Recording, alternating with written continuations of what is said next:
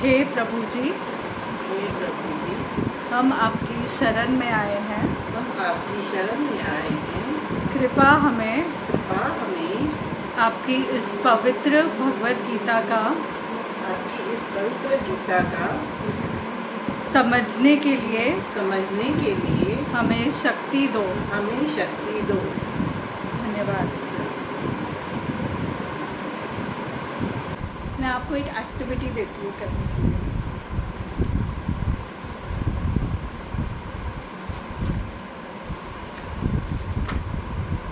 ये क्या है? ये पोस्टर बोल रहे हो कि यहाँ पे जो लिखा है वो ये रथ है। हाँ, ये रथ है। ये भगवत गीता का मेन फोटो है। ठीक है, मैं आपको बोलूँगी, आपको ये ध्यान से देखना है। ठीक है, और आपको मुझे बताना है कि आपको क्या दिखाई देता है। अच्छा, ठीक है, आप पकड़ सकते हो और थोड़ा ज़ोर से बोलना। अच्छा, मैं भी ज़रा चेक करूँगी आपको क्या क्या दिखता है। क्या क्या दिखाई देता है बताइए। हाँ, मुझे रथ दिखाई देता है।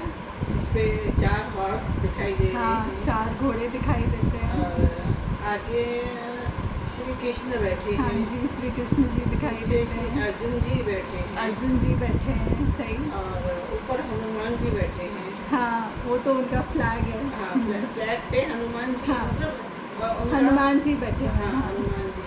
ठीक है, और 2 तलवारें दिख रही है। तलवारें? ये अच्छा, जो उनके हाँ, जो ठीक है। हाँ, और अर्जुन को तीर कमान है। ठीक है। और सामने से फ्लैग्स दिख रहे हैं जहाँ पे कुछ तो ऐसे बना हुआ है, मंदिरों की जैसा बना हुआ है कि कुछ तो है क्या? सामने। नहीं, वो सब अच्छा, एक तरफ युद्ध चल रहा है ना, युद्ध चल रहा है। तो वो खड़े हुए हैं। और अभी रथ का भी सारा बताना है कि रथ पे क्या क्या है। आप बता सकते हो जो आपको लगे ठीक, बताइए। रथ पे तो व्हील और ये हाँ। आगे 2 व्हील छोटे वाले, पीछे 2 बड़े। हाँ। उसके पीछे एक शेर का भी ये है। अच्छा, ठीक है।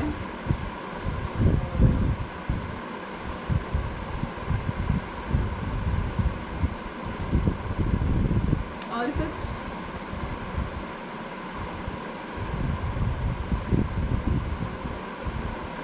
और कुछ मिसिंग? कुछ भी?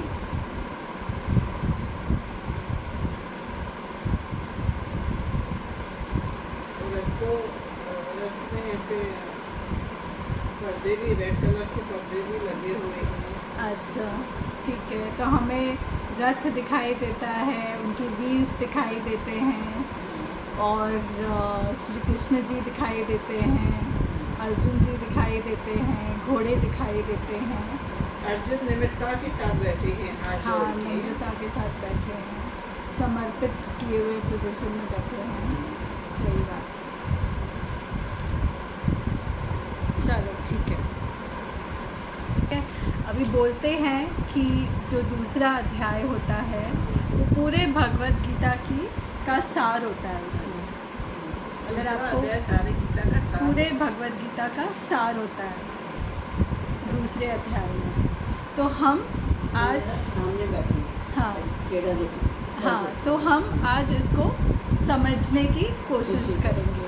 पूरे भगवत गीता के सार को समझने की कोशिश करेंगे। तो एक छोटी सी कहानी है। एक बड़ा फेमस डॉक्टर होता है, ठीक है। तो बहुत सारे लोग उसके पास जाते हैं, और वो जो मेंटल इलनेस जो होती है, लोगों को मानसिक रोग, तो वो उनका इलाज करते हैं। और जो भी उनके पास जाता है वो ठीक होके आता है। मतलब वो उनका इलाज करते हैं इस तरीके से कि वो ठीक हो जाते हैं और उनको दोबारा वो डॉक्टर के पास जाने की ज़रूरत नहीं पड़ती। तो इतना वो अच्छा उनका काम था और इलाज था कि वो बड़े फेमस हो गए, और इतने फेमस हो गए कि भगवान श्री कृष्ण जी तक उनकी प्रशंसा गई कि भाई ऐसे ऐसे डॉक्टर हैं, वो इलाज करते हैं। तो उनकी जिज्ञासा जागी, उन्होंने बोला मैं भी उन्हें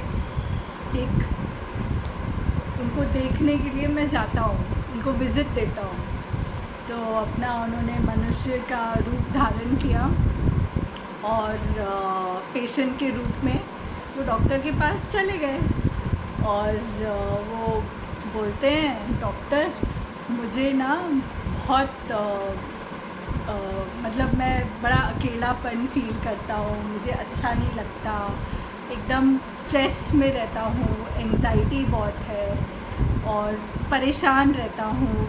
इस वजह से मेरा ब्लड प्रेशर भी हाई रहता है, मुझे शुगर की भी बीमारी है, आप मेरा कुछ इलाज कर दो, मैं बहुत परेशान रहता हूँ, मुझे कुछ मैंने आपके बारे में बहुत सुना है, प्लीज़ मेरा आप इलाज करो। तो फिर वो क्या करते हैं, वो उन्हें ऐसे ही भगवद गीता की फ़ोटो दिखाते हैं। डॉक्टर दिखाता है? हाँ, डॉक्टर दिखाते हैं कि भाई आपको ये फ़ोटो में क्या नज़र आता है, आप बताइए। पहले तो श्री कृष्ण जी मुस्कुराते हैं, बोलते ये क्या है फ़ोटो, आप मुझे ये ऐसे फ़ोटो क्यों दिखा रहे हो। तो बोलते नहीं आप देखिए और बताइए। तो ध्यान से देखते हैं, बताते हैं कि भाई इसमें श्री कृष्ण जी हैं, अर्जुन जी हैं और रथ है, 4 घोड़े हैं और उसका फ्लैग है, व्हील्स हैं, ये सब बताते हैं। तो बोलते हैं अच्छा आपका ऑब्जर्वेशन तो बहुत अच्छा है जो आप बोल रहे हो। तो वो बोलते हैं नहीं मेरे को ना आप इलाज बताइए, मुझे समझ में नहीं आ रहा कि मेरे इस रोग का और इस गीता के भगवद गीता के फ़ोटो का क्या कनेक्शन है, मुझे समझ में नहीं आ रहा। तो वो बोलते हैं, ज़रा ध्यान से सुनना, वो बोलते हैं कि ये जो रथ है ये क्या रिप्रेजेंट करता है, रथ क्या रिप्रेजेंट करता है? जीवन। ये हमारा शरीर है, रथ है तो ये हमारा शरीर है। जब तक ये रथ पे हम सवार हैं जब तक हमारा ये शरीर है तब तक हम इस रथ पे सवार हैं। उससे पहले वो बताते हैं कि ये जो रथ है और ये सब पूरा है, ये कहाँ है, ये युद्ध भूमि में है। इसका मतलब क्या है कि हमारा जो जीवन है, गिरा हुआ सब हमारा जो जीवन है एक युद्ध के समान है। हमारे जीवन में परेशानी आएंगी, चैलेंजेस आएंगे और हमें वो युद्ध लड़ना है।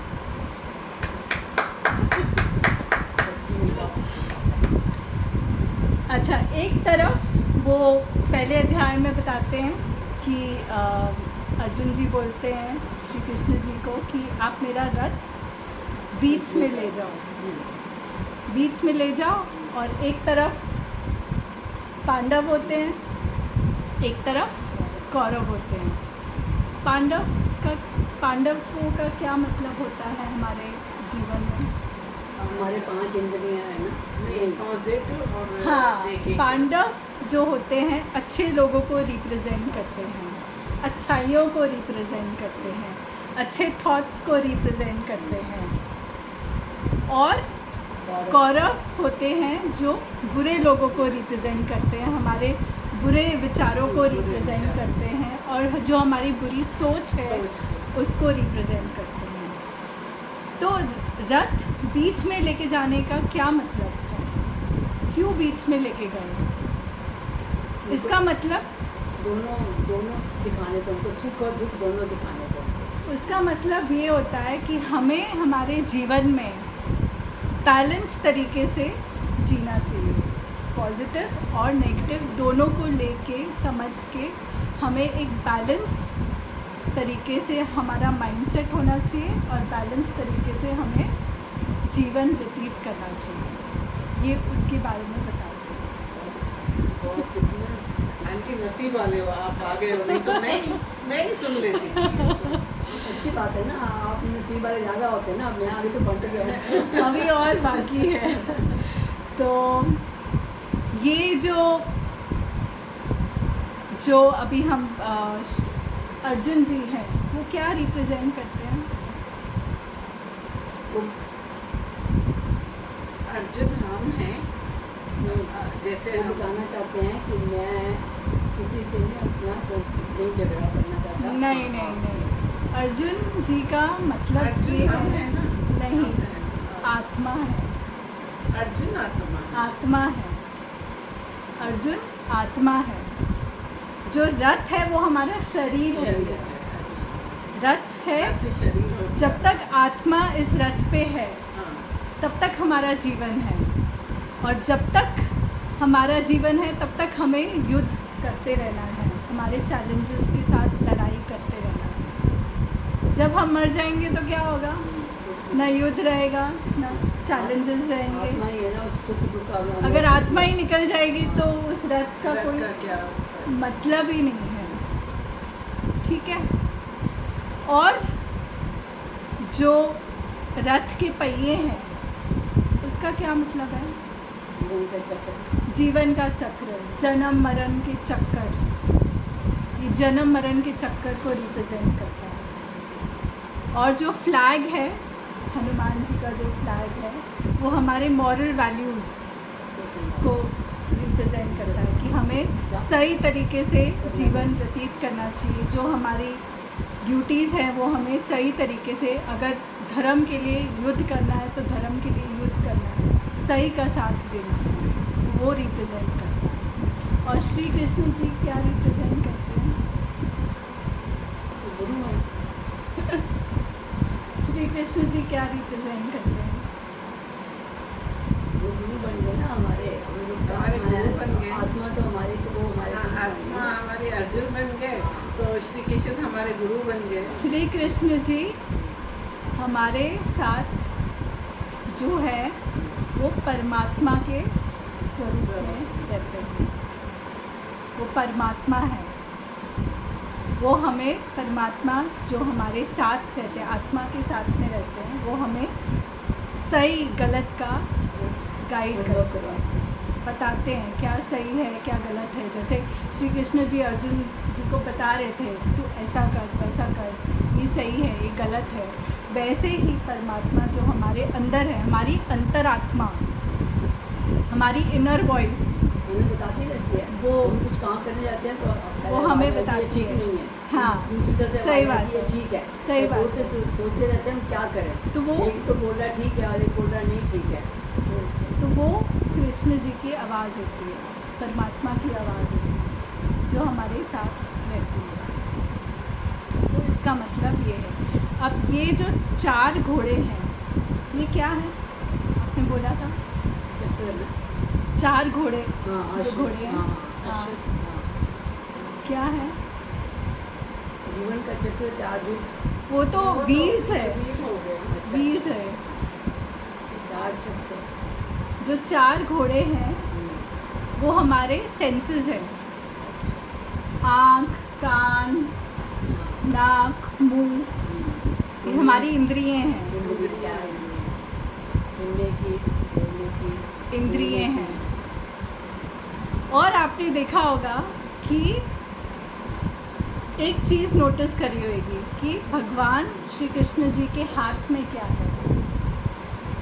की, उसकी ये है ना, लगाम है ना, लगाम है। लगाम है। अभी मैं आपको एक बात बताती हूँ। आप कभी घोड़ों के ऊपर बैठे हो? एक बार बैठे कभी बहुत बहुत बैठे। साल पहले बैठे हैं, हाँ। या घोड़ों को देखा भी होगा। हाँ, नहीं 50 साल पहले कश्मीर गए थे तभी घोड़ों हाँ, घोड़ों के ऊपर बैठे हैं। तो घोड़ों की फितरत कैसे होती है? वो अपने हिसाब से चलते हैं और वो ये नहीं देखते कि इधर कुआं इधर खाई है, वो हाँ। अपने हिसाब से चलते रहते हाँ, हैं। तो अगर आप घोड़ों के ऊपर बैठोगे, ठीक है, तो वो अपने हिसाब से चलेंगे, जहाँ उनका मन है वहाँ जाएंगे, कभी इधर कभी उधर, कभी पहाड़ पे कभी नीचे, कभी क्या है, जैसे उनका मन है वैसे चलेंगे। पर अगर आप उनके ऊपर बैठे हो और उनकी लगाम आपके हाथ में है, तो वो क्या करेंगे? वो अपने वश में आ जाएंगे। वो हमारे, अगर आप उनके ऊपर बैठे हो और उनकी लगाम आपके हाथ में है, तो वो क्या करेंगे? वो हमारे हम उनको हम अपने जैसे वश में चाहेंगे करना वैसा कोशिश चलेगा। करते हैं, अपने वश में करने तो वो हमारे हिसाब से चलेंगे ना। हाँ। हम जहाँ बोलेंगे कि भाई तुझे बाई तरफ घूमना है, तो वो बाई तरफ घूमेगा। अगर बोलेंगे सीधा जाना है तो सीधा जाएंगे, उसको बोलेंगे पहाड़ के ऊपर जाना है तो पहाड़ के ऊपर जाएंगे, क्योंकि उसकी लगाम हमारे पास है। नहीं तो वो ऐसे ही जिधर उसका मन है वो आपको लेके जाएगा, जैसा उसको करना है वो वैसे करेगा। आप उसकी कठपुतली बन जाओगे जब तक लगाम आपके हाथ में नहीं है। जब लगाम आपके हाथ में होगी, आप अपने हिसाब से कर सकते हो। इसका मतलब ये है, भगवान श्री कृष्ण जी ने उनकी लगाम अपने हाथ रख दी है। वो लगाम का क्या मतलब है? उन्होंने हमें कंट्रोल करके रखा हुआ है। हाँ, भगवान ने तो आपको कंट्रोल नहीं करके रखा हुआ। नहीं, भगवान ने कंट्रोल नहीं किया, लेकिन जो हमारी आत्मा है ना, वो मैंने उनकी आवाज़ सुनती है ना। अर्जुन जी ने तो नहीं, वो आत्मा ने तो नहीं पकड़ी हुई लगाम। वो लगाम का क्या मतलब है? हमारी इंद्रियों को उन्होंने संभाल कर रखा है, किन्होंने? परमात्मा ने। नहीं, जो लगाम है वो हमारा मस्तिष्क है, हमारा माइंड है। जब वही घुमाता है ना। हाँ, जब हमारा दिमाग सही होगा तभी हम इन इंद्रियों को काबू कर पाएंगे। और हमारा दिमाग सही कभी होता है? होता ही नहीं है कभी सही। धीर बुद्धि किधर भी भागता रहता है। तो कैसे सही बुद्धि कैसे होएगी? उनका नाम लेने से जब हम भगवान को हम समर्पित करेंगे अपने आप को, उनकी शरण में आएंगे, तभी वो हमें शक्ति देंगे, समझ देंगे, बुद्धि देंगे इस माइंड को कंट्रोल करने के लिए। उससे, उनकी कृपा से फिर हम इन इंद्रियों को हमारे वश में कर पाएंगे और फिर हम वो सही डायरेक्शन में जा पाएंगे। ये रथ का मतलब तो पहली बार समझ आया। सच में मैंने भी पहली बार समझा रथ का मीनिंग क्या होता है। जब आप भगवान की शरण में जाएंगे, इतना तो हमें पता है कि हमारा जीवन है, हमारे भगवान के हाथ में है, हमारी ये इंद्रियाँ हैं, हम सुनते हैं, देखते हैं, सब भगवान के। अभी मैं छोटी आहाना है मेरी, उसको मैं समझाती हूँ कभी कभी। मैं बोलती हूँ देखो हमारे पास दो आँखें हैं ना, ऐसे भगवान के पास भी दो आँखें हैं, लेकिन हम अपनी आँखों से किसको देखते हैं? क्या देखते हैं? अपने माँ को, बाप को, नाना नानी, दादा दादी। क्योंकि जो भगवान है जो दो आँखों से किसको देखता है? आपको जहाँ देख रहा है मुंबई में, आपकी नानी को नोएडा में देख रहा है, जो सबको है देख वो रहा है। बाहर गया हुआ है, वो बाहर देख रहा है। तो आप सोचो वो कैसे कैसे क्या देखता है। तो ये दो आँखें हैं उनके पास, वो कितनी आँखों से कैसे देखते हैं। तो ये सोचो, वो बच्चों को तो ऐसे समझाना पड़ता है ना, थोड़ा सा नहीं समझ। प्रैक्टिकल में तो यहाँ वो कहना चाहते हैं कि जब आप समर्पित होते हो भगवान, भक्ति भाव होती है आपके अंदर, तब जाके आपके कर्मों से आपको मुक्ति मिलती है, आपका बुद्धि सही होती है, आप अपनी इंद्रियों को वश में कर पाते हो, जो सही रहा है उस पर आप चल पाते हो। नहीं तो बंदा जहाँ वो ले जाए, जहाँ मोबाइल की घंटी बजे वहाँ वो भाग जाता है। आपके ऊपर है कि उस मोबाइल को नहीं देखना है, आपके ऊपर है कि टीवी में वॉर सिचुएशन है तो उसको देखना है नहीं देखना है, वो आपके ऊपर है। आप डिसाइड करते हो। ये इंद्रियों को आप कैसे काबू करोगे? जब तक आप में डिटर्मिनेशन नहीं है, जब तक आप प्रैक्टिस नहीं करोगे, तब तक आप इन इंद्रियों को नहीं कर पाओगे। और जब वो कर पाओगे तब भगवान की शरण में जाओगे तो वो आपको बुद्धि देंगे। कि इंद्रियों को कैसे वश में करना है, और फिर आप अपने मकसद पे पहुंच पाओगे, आप अपने गोल्स अचीव कर पाओगे, परमात्मा की शरण पे जा पाओगे, इस जन्म मरण के चक्कर से निकल के परमात्मा के पास जा पाओगे। आप ये समझो कि जो भी लोग हैं वो भटके हुए हैं, उस युद्ध भूमि में अगर आपको समझ में आता है, एक एक व्यक्ति वहाँ पे भटका हुआ है, उसको कुछ पता नहीं है, उसका माइंड ही कंफ्यूज्ड है, वो उसको धन दिखता है तो धन के पीछे जाता है, क्रोध है तो क्रोध करता है, उसकी बुद्धि उसके वश में नहीं रहती है, कोई कुछ बोल दे गुस्सा आ जाता है। ये क्या है? मतलब दूसरा तुम्हारे से ज़्यादा पावरफुल है ना, तुम्हारा तो तुम्हारे ऊपर कोई कंट्रोल ही नहीं है। तुमने अपनी लगाम किसके हाथ में दी हुई है? दूसरों के हाथ में दी हुई है। जब तक तुम वो लगाम अपने हाथ में नहीं रखोगे तब तक वो भगवान आपको बुद्धि नहीं देंगे, सही बुद्धि नहीं देंगे। और जब सही बुद्धि मिलेगी, इस समय लगाम आपके हाथ में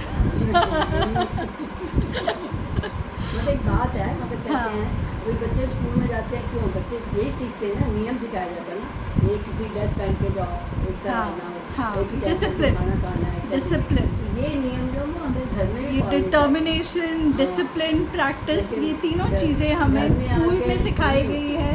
घर में और बच्चे तो नहीं करते, माँ बाप भी नहीं करते।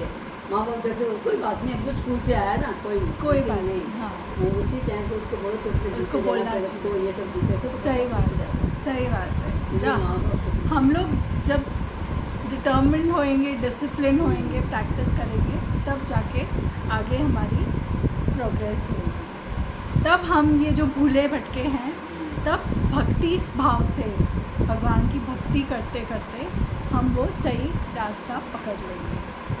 और जब सही रास्ता पकड़ेंगे तो जो भी हम लोग हमारा काम, कर्म, क्रिया जो भी है करेंगे, भगवान को अर्पण करके करेंगे और बिना उसके फल की अपेक्षा किए करेंगे। लेकिन वो नहीं करते ना, फल की अपेक्षा तो रहती है नहीं। वही तो वो बोलते हैं कि फल की अपेक्षा नहीं करनी चाहिए। जो सही है, गलत है, जीत है, हार है, जो भी है, ये भी वो तुम्हारा उसमें कोई लेना देना नहीं। हम ये तुम भी तुम्हारा मानते हैं कि काम जो करो। होना है वो होके रहेगा, लेकिन उसके बावजूद भी हमारी इच्छाएं नहीं काबू रहती। तुम्हारा इच्छाएं आपको भगवान को सरेंडर करनी है कि आप भगवान ये सारी इच्छाएं आपको अर्पण। फिर वो कृष्ण जी, हमारी जो कहानी चल रही है, कृष्ण जी मन ही मन मुस्कुराते हैं और बोलते हैं कि डॉक्टर जी मेरी दवाई कहाँ है? ये सब तो ठीक है, मेरी दवाई कहाँ है? तो डॉक्टर उनको समझाते हैं कि अपनी जो भी परेशानियाँ हैं, जो भी टेंशन्स हैं, तुम उसको नीचे रखो, भगवान को अर्पण करो सारी टेंशन्स, भगवान के ऊपर भरोसा रखो, वो आपको आपकी सारी टेंशन्स दूर लेके जाएंगे। जब तक आपको उनके ऊपर फेथ नहीं होगा तब तक वो कैसे करेंगे, आपका काम कैसे करेंगे? आप खुद ही वारी वारी में जीते रहोगे। भगवान के ऊपर विश्वास तो रखो, भगवान के ऊपर विश्वास रखोगे तब जाके तुम्हें थोड़ी सी सद्बुद्धि मिलेगी, धैर्य मिलेगा। और बोलते गीता का पाठ रोज़ करो। गीता का पाठ रोज़ करने से शांति आती है, मन शांत हो जाता है, जो एंग्जाइटी होती है वो ख़त्म हो जाती है, उसमें वो पावर्स हैं ख़त्म हो जाते हैं। धीरे धीरे धीरे आप शांत होने लगते हो और भगवान के ऊपर भरोसा रखो कि वो सब ठीक कर देंगे।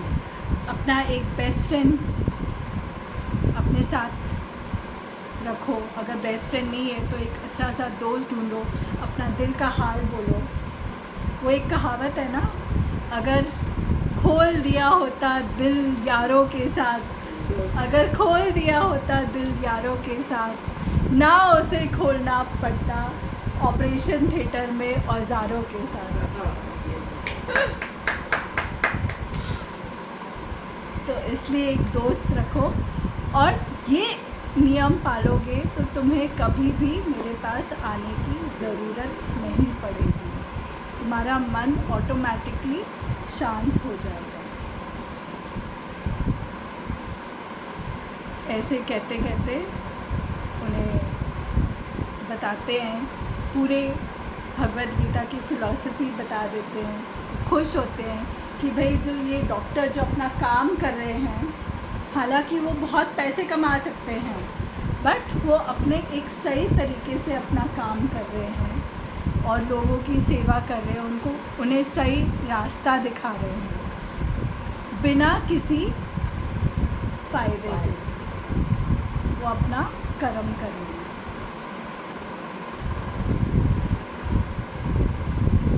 इसी से वो कहानी होती है ख़त्म, और उसका ये होता है कि हम अपने जो इंद्रियां हैं हमें उसे हमारे काबू में करना चाहिए, और भगवान की शरण में जाने से हमें वो ताकत और शक्ति मिलेगी जिससे हम इस जन्म मरण के चक्कर से निकलेंगे, हमारे कर्मों से मुक्ति मिलेगी और भगवान के घर का रास्ता मिलेगा। आपने एक स्कूल की बात कही, तो एक स्कूल की एक छोटी सी कहानी है। उसमें एक टीचर होती है और बहुत सारे बच्चे होते हैं। तो एक दिन टीचर बोलती है कि अपने घर में से ना टमाटर लेके आओ। टमाटर किस हिसाब से लेके आओ? जिन जिन लोगों से तुम नफ़रत करते हो, पसंद नहीं करते हो, उनका नाम लिख के वो टमाटर लेके आओ। तो बच्चे ले आते हैं, किसी का 1 होता है, किसी के 5 होते हैं, किसी का तो बैग भर के टमाटर निकलते हैं कि वो इतना लोगों से नफ़रत करता है। तो टीचर बोलती है कि अभी तुम लोग सब बच्चों का एक काम है, तुम ये टमाटर लेके पूरा हफ्ता लेके उसको घूमोगे, उसके साथ रहोगे, जिधर जाओगे वो टमाटर लेके जाओगे बैग में, जितना भी है। तो ऐसे ले जाते हैं बच्चे परेशान। एक तो उसमें से बदबू आने लगती है, और जिसके पास ज़्यादा टमाटर है उसको तो बड़ा हैवी लगता है कि भाई ये क्या है, बोझा बहुत हो गया है। तो वो बड़ा परेशान। तो 1 हफ्ता कैसे तैसे निकलता है, और फिर टीचर के पास 1 हफ्ते बाद आते हैं बैग लेके और बोलते हैं ये कैसा रहा? टीचर पूछती है कैसा महसूस करते हो, अच्छा लग रहा है? तो बच्चे बोलते हैं इसमें तो बड़ी गंदी बदबू आ रही है, हम तो इसे नहीं ले सकते, आपने कहा इसलिए हम लोग ले जा रहे हैं। और इसको तो देखो, इसका तो बैग बहुत हैवी है और इससे तो ना बदबू सही जाती है, बदबू तो और ज़्यादा, और ऊपर से बहुत भारी। तो क्या करें? तो फिर टीचर उसको समझाती है, सब बच्चों को समझाती है कि ये जो नफ़रत